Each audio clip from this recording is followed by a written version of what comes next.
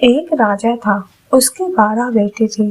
जब वे बड़े हो गए तब राजा ने उनसे कहा कि तुम्हें अपने अपने लिए एक पत्नी ढूंढकर लानी है, लेकिन वह पत्नी एक ही दिन में सूत काट कर कपड़ा बुने, फिर उससे एक कमीज सिलकर दिखाए, तभी मैं उससे बहू के रूप में स्वीकार करूंगा।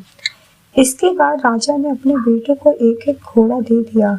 वे सभी अपनी अपनी पत्नी खोजने निकल पड़े। कुछ ही दूर गए थे कि उन्होंने आपस में कहा कि वे अपने छोटे भाई को साथ नहीं ले जाएंगे। 11 भाई अपने छोटे भाई को अकेला छोड़कर चले गए। वह रास्ते में सोचने लगा कि वह आगे जाए या लौट जाए। उसका चेहरा उतर गया था। वह घोड़े से उतरकर घास पर बैठ गया और रोने लगा। रोते रोते अचानक चौंक गया। उसके सामने एक घास हिली और कोई सफेद चीज उसकी ओर आने लगी। जब वह चीज राजकुमार के पास आई तो उसे एक नन्ही सी लड़की दिखाई थी। उसने कहा, मैं छोटी सी गुड़िया हूँ, यहाँ घास पर ही रहती हूँ।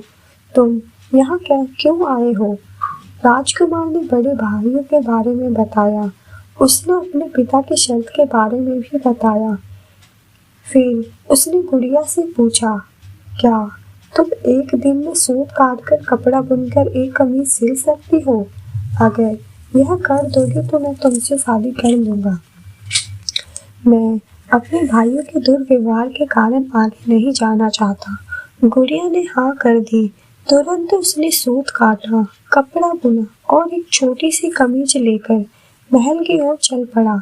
जब वह महल में पहुंचा तो उसे शर्म आ रही थी, क्योंकि कमीज बहुत ही छोटी थी। फिर भी राजा ने उसे विवाह करने की अनुमति दे दी।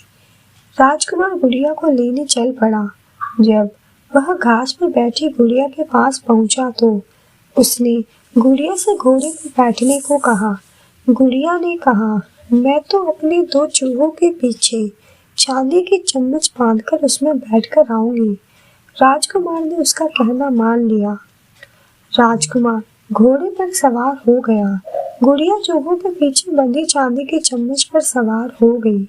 राजकुमार सड़क के एक ओर चलने लगा, क्योंकि उसे डर था कि कहीं उसके घोड़े का पांव गुड़िया के ऊपर न पड़ जाए।